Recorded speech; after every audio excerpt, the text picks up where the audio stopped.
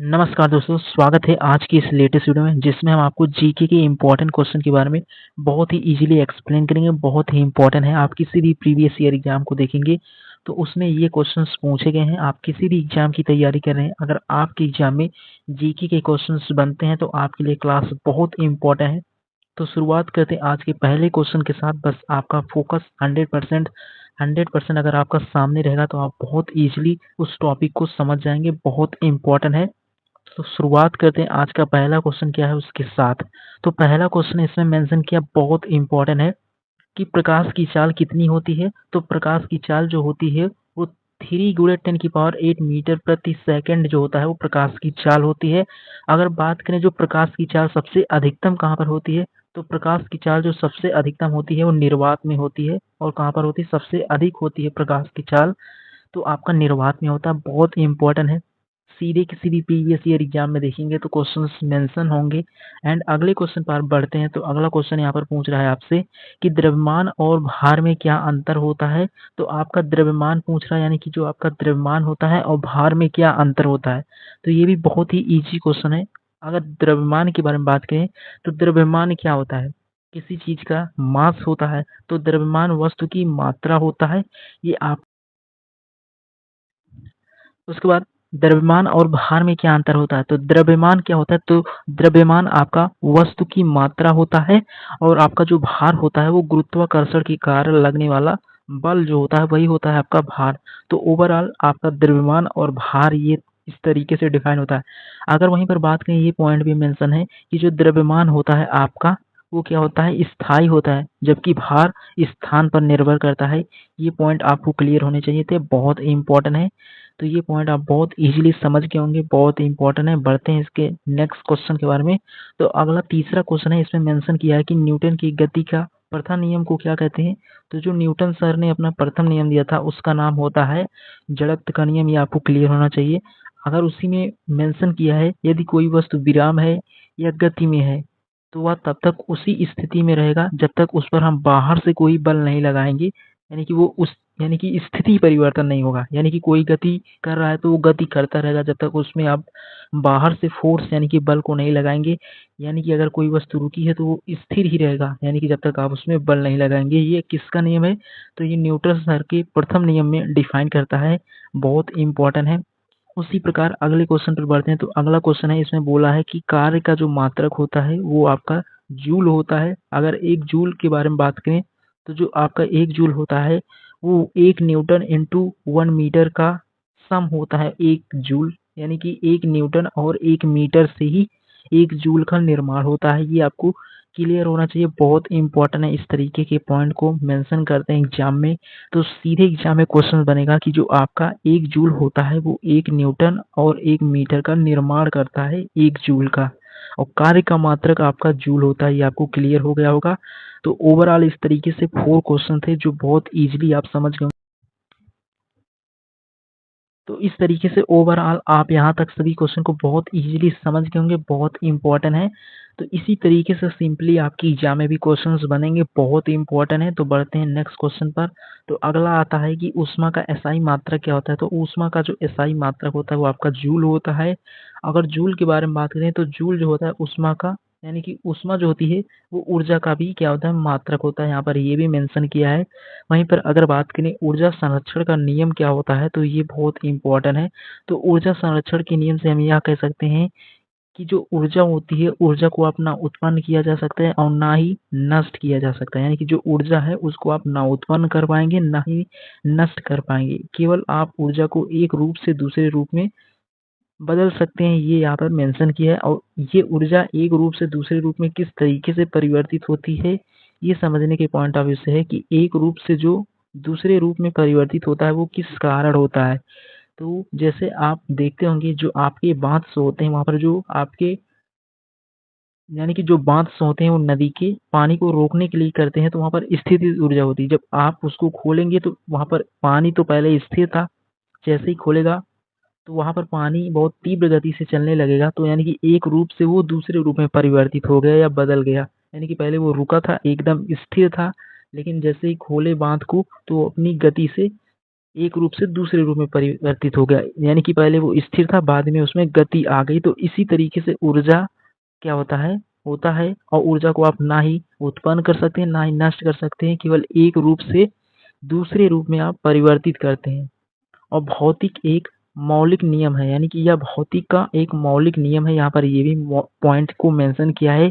तो उम्मीद करता हूँ आप 6 क्वेश्चन को बहुत इजीली समझ गए होंगे, बहुत इंपॉर्टेंट है। एंड उसके आगे बात करें अगले क्वेश्चन के बारे में, तो अगला है यहाँ पर मेंशन किया है कि विद्युत धारा का मात्रक क्या होता है। तो विद्युत धारा जो होता है उसका मात्रक आपका एम्पियर होता है। अगर 1 एम्पियर के बारे में बात करें तो 1 कूलम्ब प्रति सेकंड होता है। ये आपको क्लियर होना चाहिए। एंड उसी प्रकार 8वें क्वेश्चन पे बात करें तो ये भी आपका प्रीवियस ईयर एग्जाम में आया हुआ क्वेश्चन है, जिसमें बोल रहा है कि दर्पण में बनने वाली छवि वर्चुअल होती है या वास्तविक। तो ये किस तरीके से पता चलता है, तो ये कौन से दर्पण में क्लियर होता है, तो आपका ये समतल दर्पण में इसकी छवि कैसी होती है, वर्चुअल होती है और वह सामने दिखती है लेकिन वास्तविक नहीं होती है। कौन से दर्पण में, तो आपका जो समतल दर्पण होता है उसमें जो छवि होगी वो वर्चुअल होगी और सामने दिखती है लेकिन वास्तविक नहीं होती है। ये पॉइंट भी यहाँ पर मेंशन किया है। तो बहुत इंपॉर्टेंट क्वेश्चन था, ये भी आप बहुत इजीली समझ गए होंगे। एंड उसके आगे बात करते हैं तो ये 9th क्वेश्चन तो आपका बहुत इंपॉर्टेंट, आप किसी भी प्रीवियस ईयर एग्जाम में देखेंगे, चाहे वो आपका एसएससी का हो, जहाँ भी जीके बनता होगा, उस एग्जाम के पॉइंट ऑफ से इंपॉर्टेंट है। तो इसमें मेंशन किया क्या कि जो परावर्तन का नियम होता है वो क्या कहता है। तो आप लाइट वाले चैप्टर में इसको बहुत इजीली पढ़े होंगे, आप इसको 10th क्लास से ही पढ़ते हैं, बहुत इंपॉर्टेंट है। तो इसमें मेंशन किया है परावर्तन का नियम क्या होता है। तो इसमें जो आपतन कोण होता है और परावर्तन कोण एक दूसरे के समान होते हैं और प्रकाश समान माध्यम में ही क्या होता है, परावर्तित होता है। ये भी आपको क्लियर होना था, तो बहुत इंपॉर्टेंट था।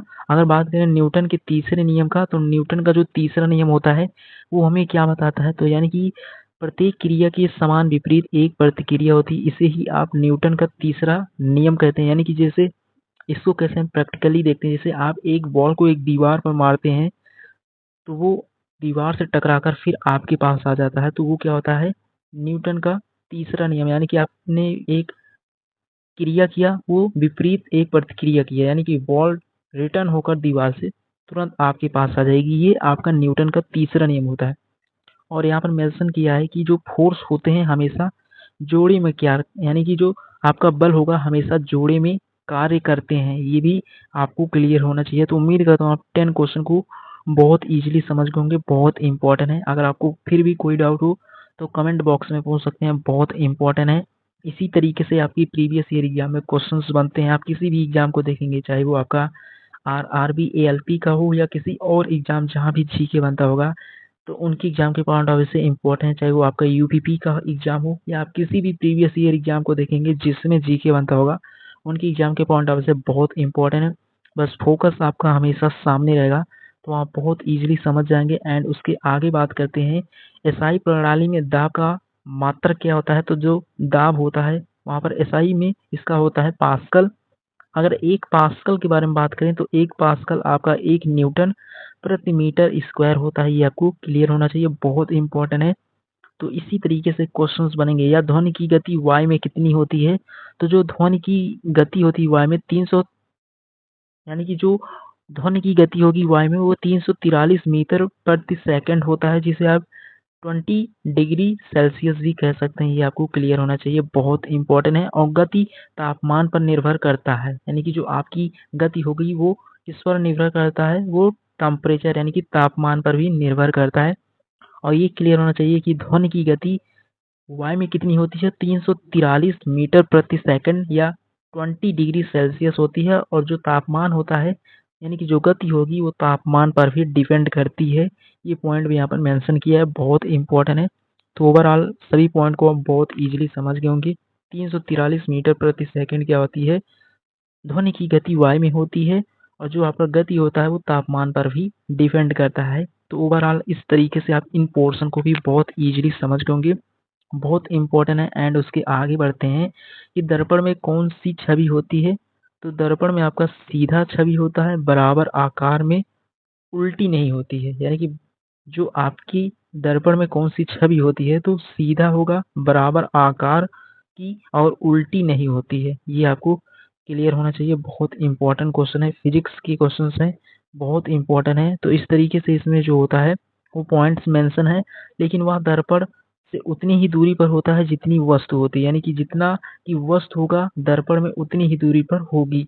तो इस तरीके से ये भी पॉइंट बहुत इंपॉर्टेंट है। उसके बाद बल का जो मात्रक होता है, ये भी बहुत इम्पोर्टेंट क्वेश्चन है, बहुत इजी क्वेश्चन है। जो बल का मात्रक होता है वो न्यूटन होता है, जिसको आप कैपिटल एन से निरूपित करते हैं। तो आपका जो 1 न्यूटन होता है ये किसके बराबर होता है? तो आपका 1 न्यूटन 1 किलोग्राम मीटर प्रति सेकंड स्क्वायर के बराबर होता है। जहाँ पर आप इसकी अगर डायमेंशन को कैलकुलेट करना चाहेंगे तो ml/-2 हो जाएगा, क्योंकि जो आपका सेकंड है वो आपका हर में है। जब कोई चीज़ हर से अंश में आएगी तो अगर पॉजिटिव रहेगी तो निगेटिव हो जाएगी, और निगेटिव रहेगी तो पॉजिटिव होगी। सेम इसी तरीके से इसके डायमेंशन को भी पूछ सकता है, इसलिए आपको डायमेंशन को क्लियर करना होगा। किसी भी तरीके से पूछेगा तो आप बहुत ईजिली इसको कैलकुलेट कर सकें, ताकि बाकी न्यूटन की जो डायमेंशन होगी ml/-2 होगा, ये आपको क्लियर होना चाहिए। क्योंकि यम आप जो आपका किलोग्राम यानी कि द्रव्यमान के लिए लेते हैं। इस तरीके से आप डायमेंशन को अगर प्रॉपर समझना चाहते हैं तो उसके बारे में भी आपको हर एक राशि के बारे में, एक बेसिक इन्फॉर्मेशन के बारे में भी आपको डिटेल में एक्सप्लेन करेंगे एक नेक्स्ट लेक्चर में। बट यहाँ पर आपको समझना था कि बल का मात्रक न्यूटन होता है, और उसका 1 न्यूटन क्या होता है? तो किलोग्राम मीटर प्रति सेकंड का स्क्वायर होता है 1 न्यूटन में। तो ओवरऑल इस तरीके से 14 क्वेश्चन भी आप बहुत इजीली समझ गए होंगे। एंड उसके आगे बात करें, रेडियोधर्मी तत्व कौन होता है? तो जो रेडियोधर्मी तत्व होता है वो आपका यूरेनियम होता है। यानी कि यूरेनियम एक ऐसा तत्व है जो रेडियोधर्मी तत्व होता है, या विखंडन द्वारा ऊर्जा देता है। यानी कि इसका जब आप विखंडन करेंगे तो ऊर्जा देता है। ये बहुत इंपॉर्टेंट है। अगर उसी प्रकार 24 क्वेश्चन के बारे में बात करें तो 24 है, यहाँ पर मेंशन किया है कि जो परमाणु में प्रोटॉन कहाँ होता है? तो परमाणु में प्रोटॉन आपका नाभिक में होता है। तो इस तरीके से आप ये क्वेश्चन भी बहुत इजीली समझ गए होंगे, बहुत इंपॉर्टेंट है। तो उम्मीद करता हूँ आप इससे प्रीवियस वाले क्वेश्चन को बहुत इजीली समझ गए होंगे, बहुत इंपॉर्टेंट है। तो इस तरीके से आज के इस लेक्चर में आपको यहाँ तक सभी पॉइंट बहुत इजीली समझ में आ गए होंगे, बहुत इंपॉर्टेंट है। मिलेंगे नेक्स्ट लेक्चर में, जहाँ पर इसके आगे एक नए टॉपिक के बारे में आपको कंप्लीट डिटेल में एक्सप्लेन करेंगे। अगर आपको फिर भी कोई डाउट हो तो कमेंट बॉक्स में पूछ सकते हैं। ये क्वेश्चंस बहुत इंपॉर्टेंट है, जहाँ पर हमने केवल आपको 14 क्वेश्चन के बारे में कंप्लीट डिटेल में डिस्कस किया है, बहुत इंपॉर्टेंट है। इसी तरीके से आपके एग्जाम में भी क्वेश्चन बनेंगे, बहुत इंपॉर्टेंट है। तो मिलेंगे नेक्स्ट लेक्चर में, जहाँ पर इसके आगे एक नए टॉपिक के बारे में आपको कंप्लीट डिटेल। तो उम्मीद करता हूँ आज के सभी क्वेश्चन को बहुत इजीली समझ गए होंगे, बहुत इंपॉर्टेंट है। जिसमें हर एक तरीके के क्वेश्चंस थे, जिसमें आपकी जो फिजिक्स के क्वेश्चन थे वो बहुत इंपॉर्टेंट है। तो इस तरीके से फिजिक्स के क्वेश्चन है जो बनते हैं हर एक एग्जाम में, आपको क्लियर होना चाहिए। अगर आपको फिर भी कोई डाउट हो तो कमेंट बॉक्स में पूछ सकते हैं, बहुत इंपॉर्टेंट है। तो यहाँ पर मेंशन किया भी था कि जो बल का मात्रा क्या होता है, उसकी डायमेंशंस हर एक के बारे में हमने फुल आपको एक्सप्लेन किया। अगर आपको फिर भी कोई डाउट हो तो कमेंट बॉक्स में पूछ सकते हैं। मिलेंगे नेक्स्ट लेक्चर में, जहाँ पर इसके आगे एक नए टॉपिक के बारे में आपको